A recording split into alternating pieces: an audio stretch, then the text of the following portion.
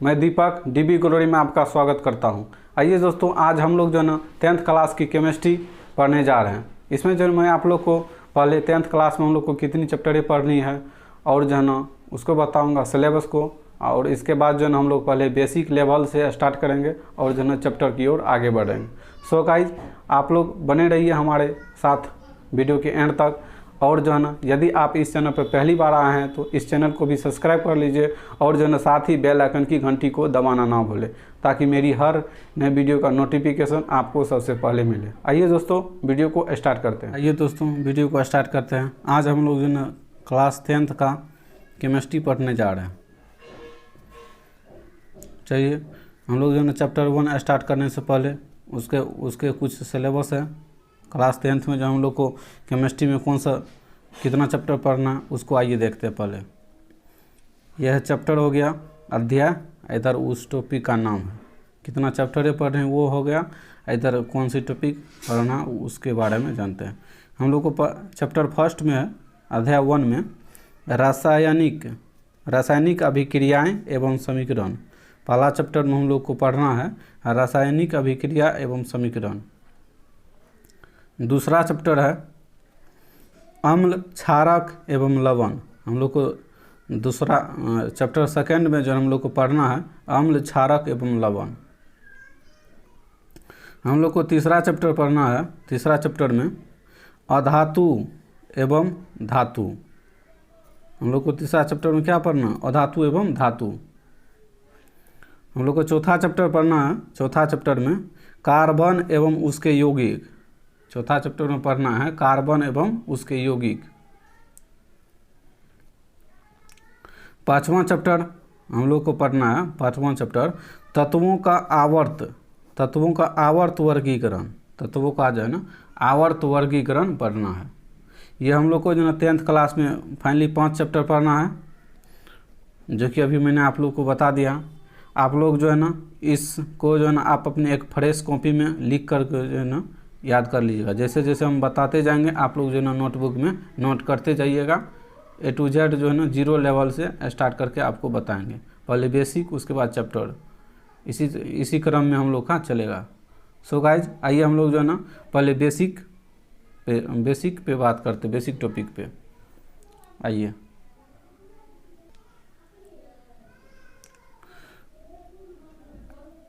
हम लोग का जो है ना ये बेसिक पॉइंट, पहले हम लोग जो है ना केमिस्ट्री पढ़ रहे हैं तो केमिस्ट्री पढ़ने जा रहे हैं। तो केमिस्ट्री में जो है ना पहले हम लोग रसायन विज्ञान केमिस्ट्री के डिफिनेशन को जानेंगे और केमिस्ट्री के कितने भागों में बांटा गया उसको देखेंगे और उसके डिफिनेशन को। उसके बाद जो है ना हम लोग चैप्टर 1 स्टार्ट करेंगे।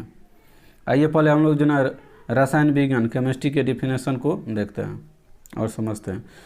रसायन विज्ञान जो है विज्ञान की वह शाखा है। रसायन विज्ञान की वह शाखा है। केमिस्ट्री जो है साइंस का वह ब्रांच है, शाखा है, जिसमें पदार्थों के रासायनिक गुण, दोष, उसकी आकृति या बनावट, रसायन पदार्थ और दो से अधिक पदार्थों के बीच होने वाले रासायनिक या भौतिक परिवर्तनों का अध्ययन किया जाता है। किसमें? केमिस्ट्री में। केमिस्ट्री में किस चीज़ का अध्ययन किया जाता है? केमिस्ट्री जो है रसायन विज्ञान की वह शाखा है जिसमें पदार्थों के रासायनिक गुण, दोष, उसकी बनावट या आकृति, रसायन पदार्थ और दो से अधिक पदार्थों के बीच होने वाले रासायनिक या भौतिक परिवर्तनों का अध्ययन किया जाता है रसायन विज्ञान में। इसका जनक लेवोजियर साहब है। केमिस्ट्री का जनक कौन है? लेवोजियर साहब। और इस विज्ञान के रसायन विज्ञान के अध्ययन से जो है ना रासायनिक उर्वरक करने का खाद, जो हम लोग जो है खेत बीज सब में डालते हैं, खेत में जो डालते हैं खाद, वो सब खाद, सभी प्रकार के मेडिसिन, यानी दवाएं, सुई, टेबलेट, ये सब हो गया मेडिसिन। सभी प्रकार के ईंधन मतलब तेल सब हो गया, मिट्टी का तेल हो गया, डीजल हो गया, पेट्रोल, ये सब जो है ना ईंधन है। सजावट या श्रृंगार का सामान इत्यादि पदार्थ बनता है। जो रसायन विज्ञान का अध्ययन करेंगे तो इतना चीज़ का उसमें हम लोग सीख जाएंगे बनाने के लिए। सो आइए हम लोग जनाब रसायन विज्ञान के प्रकार को देखते हैं। रसायन विज्ञान कितने प्रकार के होते हैं और उसके डेफिनेशन को। रासायनिक विज्ञान जो है, रसायन विज्ञान 3 प्रकार के होते हैं। रसायन विज्ञान जो है 3 प्रकार के होते हैं। कौन कौन? पहला है भौतिक रसायन, फिजिकल केमिस्ट्री। पहला है भौतिक रसायन, फिजिकल केमिस्ट्री। दूसरा है कार्बनिक रसायन, ऑर्गेनिक केमिस्ट्री। तीसरा है अकार्बनिक रसायन, इनऑर्गेनिक केमिस्ट्री। आइए हम लोग जो ना अब आगे बढ़ते हैं और फिजिकल केमिस्ट्री का यानी भौतिक रसायन का डेफिनेशन देखते हैं। उसके बाद कार्बनिक रसायन का डेफिनेशन देखेंगे और जो उसके बाद अकार्बनिक रसायन का। आइए स्टेप बाय स्टेप हम लोग डेफिनेशन को पढ़ते हैं। हम लोग का पहला पॉइंट हो गया भौतिक रसायन, फिजिकल केमिस्ट्री। भौतिक रसायन जो है, भौतिक रसायन फिजिकल केमिस्ट्री रसायन विज्ञान की वह शाखा है। भौतिक रसायन विज्ञान की वह शाखा है जिसमें पदार्थों के भौतिक गुण दोष, उसकी बनावट और रसायन विज्ञान से संबंधित आंकिकी यानी न्यूमेरिकल का अध्ययन किया जाता है। रसायन विज्ञान से संबंधित आंकिकी या सांख्यिकी या न्यूमेरिकल का अध्ययन किया जाता है। फिजिकल केमिस्ट्री में हम लोग क्या पढ़ेंगे? जिसमें पदार्थों के भौतिक गुण दोष, उसकी बनावट और जो रसायन विज्ञान से संबंधित आंकिक यानी न्यूमेरिकल का अध्ययन करेंगे फिजिकल केमिस्ट्री में। फिजिकल केमिस्ट्री में ही जो हम लोग न्यूमेरिकल सब पढ़ेंगे। अब आइए हम लोग जो अगला है हम लोग का कार्बनिक रसायन, ऑर्गेनिक केमिस्ट्री। कार्बनिक रसायन जो है, कार्बनिक रसायन रसायन विज्ञान की वह शाखा है। कार्बनिक रसायन रसायन विज्ञान की वह शाखा है जिसमें कार्बन से संबंधित पदार्थों का अध्ययन किया जाता है। इसमें समस्त हाइड्रोकार्बन की जानकारी मिलती है। इसमें जो है ना कार्बनिक रसायन में समस्त हाइड्रोकार्बन की जानकारी मिलती है कार्बनिक रसायन में। यह हो गया। अब आइए हम लोग जो है ना अकार्बनिक रसायन का डिफिनेशन देखते हैं। अब हम लोग का तीसरा पॉइंट है अकार्बनिक रसायन, इनऑर्गेनिक केमिस्ट्री। आइए इसका डिफिनेशन देखते हैं। अकार्बनिक रसायन विज्ञान की वह शाखा है। अकार्बनिक रसायन विज्ञान की वह शाखा है जिसमें कार्बन से संबंधित पदार्थ को छोड़कर सभी पदार्थों का अध्ययन किया जाता है। उसे अकार्बनिक रसायन कहते हैं। अकार्बनिक रसायन में किसका अध्ययन किया जाता है? जिसमें कार्बन से संबंधित पदार्थ को छोड़कर शेष सभी पदार्थों का अध्ययन किया जाता है, अकार्बनिक रसायन कहलाएगा। जैसे तांबा, लोहा, एल्युमिनियम इत्यादि के धातु का निष्कर्षण, ये सब जो है इसमें कार्बन सब नहीं रहता। यानी कार्बन से संबंधित सभी पदार्थों को छोड़कर जिसका अध्ययन करेंगे वो अकार्बनिक रसायन कहलाएगा, रसायन विज्ञान के अंतर्गत आएगा। अब आइए हम लोग जो है ना चैप्टर की ओर आगे बढ़ते हैं। हम लोग के पहला चैप्टर है रासायनिक अभिक्रिया एवं उसके समीकरण। तो हम लोग आइए पहले रासायनिक अभिक्रिया के डेफिनेशन को देखते हैं। हम लोग का पहला चैप्टर ही है रासायनिक अभिक्रिया एवं समीकरण। तो आइए हम लोग पहला टॉपिक स्टार्ट करते हैं। रासायनिक अभिक्रिया का पहला डिफिनेशन देखते हैं। रासायनिक अभिक्रिया केमिकल रिएक्शन। आइए इसका डिफिनेशन देखते हैं। जब दो या दो से अधिक पदार्थ आपस में क्रिया करके नए यौगिक का निर्माण करता है, रासायनिक अभिक्रिया कहलाता है। नए यौगिक का निर्माण करता है तो रासायनिक अभिक्रिया कहलाता है। फिर से आइए हम लोग देखते हैं। जब दो या दो से अधिक पदार्थ आपस में क्रिया करके नए यौगिक का निर्माण करता है, रासायनिक अभिक्रिया कहलाता है। यौगिक कहने का अर्थ इसमें जो है एक से अधिक तत्व सब रहेगा, उसको यौगिक कहते हैं। अब आइए इसके एग्जाम्पल को देखते हैं, उसको समझते हैं। तब हो जाएगा जैसे एग्जाम्पल में हो जाएगा C+O2। C है कार्बन और +O2 ऑक्सीजन गैस। जब इसका अभिक्रिया होगा तो क्या होगा? CO2 बनेगा। CO2 कार्बन डाइऑक्साइड बनेगा। कार्बन और ऑक्सीजन मिलता है तो कार्बन डाइऑक्साइड बनता है। तब S+O2, S है सल्फर, O2 है ऑक्सीजन गैस। जब ये सब जो है ना सिंगल में नहीं होता, ऑक्सीजन गैस होता तो इसमें ये 2 लगा ही रहेगा यहाँ पे। तो इसको जब करेंगे तो इसका क्या होगा, नए यौगिक का निर्माण। ये पहले है तत्व है, अब ये यौगिक बन गया। SO2 यौगिक है, इसमें एक से अधिक तत्व है, इसलिए इसका नाम यौगिक पड़ गया। अगला है CaO plus H2O, CaO plus H2O। Calcium oxide में जो ना जल को जब H2O का H2O जो है ये जल है, जब कैल्शियम ऑक्साइड में जो ना जल को मिलाएंगे तो क्या होगा, CaOH का होल 2, CaOH का होल 2 बन जाएगा। ये यौगिक हो गया। अब आइए हम लोग जो ना अगला डिफिनेशन, रासायनिक अभिक्रियाएं एवं समीकरण था, तो अब रासायनिक अभिक्रिया का डिफिनेशन देख लिए हैं। अब जो ना रासायनिक समीकरण का डिफिनेशन देखते हैं। रासायनिक समीकरण किसको कहते हैं, केमिकल इक्वेशन। आइए इसका डिफिनेशन देखते हैं। रासायनिक अभिक्रिया में भाग लेने वाले पदार्थ को, रासायनिक अभिक्रिया में भाग लेने वाले पदार्थ को संकेत या सूत्र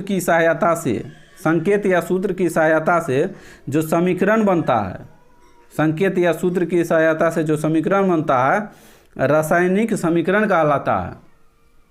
संकेत या सूत्र की सहायता से जो भी समीकरण बनेगा उसको क्या कहते हैं, रासायनिक समीकरण कहते हैं। अब आइए इसके एग्जाम्पल को देखते हैं।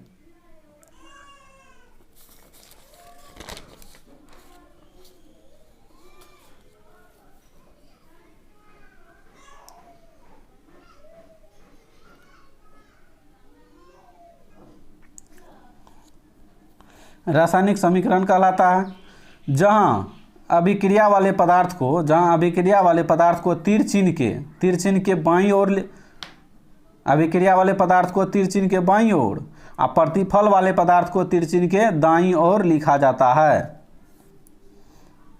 अब आइए इसका एग्जांपल देखते हैं। जैसे हो गया S+O2, ये बन गया SO2। ये जो ना यौगिक है, और जो ना ये तीर चिन्ह के बाईं ओर ये जो है ये क्या है, अभिकारक है। अभिक्रिया को जो ना अभिक्रिया वाले पदार्थ को किधर, तीर चिन्ह के बाईं ओर, ये हो गया बायां में, ये अभिक्रिया हो गया, ये प्रतिफल हो गया। इसी में फिर आगे हो गया CaO प्लस H2O, ये हो गया अभिक्रिया, तीर चिन्ह के बाईं ओर है, ये जो बना है प्रतिफल हो गया।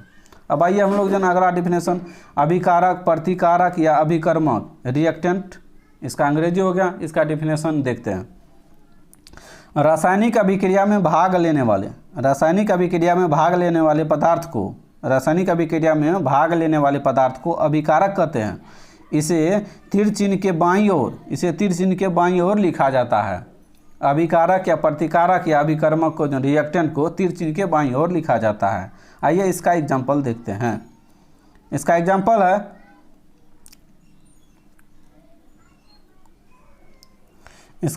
हो गया S+O2, ये होगा सल्फर, ये है ऑक्सीजन गैस, ये जो बन गया तो SO2 हो गया। तो हम लोग को ना अभिकारक जो है ना तीर चिन्ह के बाईं ओर ये वाला हो गया। तो S+O2 जो है ना ये अभिकारक है या प्रतिकारक या अभिकर्मक है। फिर इसमें हो गया CaO प्लस H2O, तो ये हो गया, ये जो ना अभिकारक हो गया या प्रतिकारक या अभिकर्मक हो गया। ये तीर चिन्ह के बाईं ओर लिखा गया। ये जो इस साइड जो है ये प्रतिफल है। अब आइए हम लोग जो ना अगला डिफिनेशन, प्रतिफल या उत्पाद, उसको अंग्रेजी में क्या कहते हैं, प्रोडक्ट, का डिफिनेशन देखते हैं। रासायनिक अभिक्रिया के फलस्वरूप बनने वाले नए पदार्थ को प्रतिफल कहते हैं। इसे तीर चिन्ह के दाईं ओर लिखा जाता है। प्रतिफल को जो है तीर चिन्ह के दाईं ओर लिखा जाता है। तीर चिन्ह के दाईं ओर। आइए एग्जाम्पल के माध्यम से समझते हैं। S+O2 है तो ये जो है ना अभिकारक या प्रतिफल, ये तीर चिन्ह के बायां ओर हो गया। ये जो बना SO2 जो बना है ये प्रतिफल हो गया, ये नया पदार्थ, यानी सल्फर और ऑक्सीजन गैस का जब मिलावट हम लोग किए हैं तो SO2 बना, यानी सल्फर डाइऑक्साइड बना, तो ये नया यौगिक बन गया है। तो वहीं कह रहा है नए पदार्थ बनता है तो उसे प्रतिफल कहते हैं। अब आइए हम लोग जो ना रासायनिक समीकरण को जो ना कितने भागों में बांटा गया है उसको देखते हैं। अब आइए हम लोग जो ना रासायनिक समीकरण दो प्रकार होते हैं। रासायनिक समीकरण दो प्रकार के होते हैं। पहला है संतुलित रासायनिक समीकरण, बैलेंस केमिकल इक्वेशन। पहला पॉइंट हम लोग का रासायनिक समीकरण को जो ना दो भागों में बांटा गया। पहला है संतुलित रासायनिक समीकरण और दूसरा है असंतुलित रासायनिक समीकरण, नॉन बैलेंस केमिकल इक्वेशन। अब आइए इसमें जो ना हम लोग पहला संतुलित रासायनिक समीकरण का डेफिनेशन देखते हैं और इसका एग्जांपल देखते हैं। पहला है संतुलित रासायनिक समीकरण, बैलेंस केमिकल इक्वेशन। आइए इसका डेफिनेशन देखते हैं और एग्जांपल देख करके समझते हैं। जब रासायनिक समीकरण में अभिकारक या प्रतिफल, जब रासायनिक समीकरण में अभिकारक या प्रतिफल के परमाणु या अणु तीर चिन्ह के दोनों ओर बराबर हो उसे संतुलित रासायनिक समीकरण कहते हैं। उसे संतुलित रासायनिक समीकरण कहते हैं। आइए फिर से इसका समझते हैं। जब रासायनिक समीकरण में अभिकारक या प्रतिफल के परमाणु या अणु तीर चिन्ह के दोनों ओर बराबर होते हैं उसे संतुलित रासायनिक समीकरण कहते हैं। जैसे C+O2 यानी कार्बन प्लस ऑक्सीजन गैस, जब ये दोनों का अभिक्रिया करेंगे तो क्या होगा, प्रोडक्ट में हम लोग को बनेगा CO2, कार्बन डाइऑक्साइड बन जाएगा। तो यही कह रहा, अब ये दोनों को बैलेंस करेंगे तो दोनों का मान जो है ना जितना ये तीर चिन्ह के बाईं ओर जितना है, या इधर कार्बन है एगो ऑक्सीजन दूगो है तो इधर भी वही होगा, कार्बन एगो है ऑक्सीजन दूगो, यानी दोनों बैलेंस है। SO2 हो गया sulphur dioxide, sulphur plus oxygen gas को मिलाएंगे तो सल्फर डाइऑक्साइड बनेगा। इधर भी सल्फर एगो है, इधर भी एगो है, इधर ऑक्सीजन दूगो है तो इधर भी ऑक्सीजन दूगो है, यानी ये बैलेंस रासायनिक समीकरण हो गया। अब आइए हम लोग जो ना दूसरा पॉइंट असंतुलित रासायनिक समीकरण का डेफिनेशन देखते हैं। दूसरा हम लोग का असंतुलित रासायनिक समीकरण, नॉन बैलेंस केमिकल इक्वेशन। आइए इसका डेफिनेशन देखते हैं और एग्जांपल को देखते हैं। जब रासायनिक अभिक्रिया में अभिकारक और प्रतिफल के परमाणु या अणु तीर चिन्ह के दोनों ओर बराबर नहीं हो तो उसे असंतुलित रासायनिक समीकरण कहते हैं। आइए फिर से इसको समझते हैं। जब रासायनिक समीकरण में जो है अभिकारक या प्रतिफल किसको कहते हैं हम लोग समझ गए हैं, ऊपर में डेफिनेशन देखें कि परमाणु या अणु जो है तीर चिन्ह के दोनों ओर बराबर नहीं हो तो उसे असंतुलित रासायनिक समीकरण कहते हैं। देखते हैं H2+O2, इसको जब ये अभिकारक है इधर ये प्रतिफल हो गया तो H2O बन गया। यहाँ पे हाइड्रोजन तो दूगो है लेकिन ऑक्सीजन एक ही है, जो कि इधर जो है ना हाइड्रोजन भी दूगो है ऑक्सीजन भी दूगो है, तो ये हो गया क्या, नॉन बैलेंस केमिकल इक्वेशन का उदाहरण हो गया। आइए दूसरा देखते हैं Mg+O2। Mg जो मैग्नीशियम है, ये O2 ऑक्सीजन गैस है। जब इसका अभिक्रिया करेंगे तो क्या होगा, MgO बनेगा, यानी मैग्नीशियम ऑक्साइड बना। लेकिन जो ना इधर Mg तो एगो है लेकिन ऑक्सीजन तो इधर ऑक्सीजन भी एक ही बना है, तो यहाँ पे ऑक्सीजन तो इस साइड में दूगो है, तो ये भी नॉन बैलेंस केमिकल इक्वेशन का उदाहरण हो गया।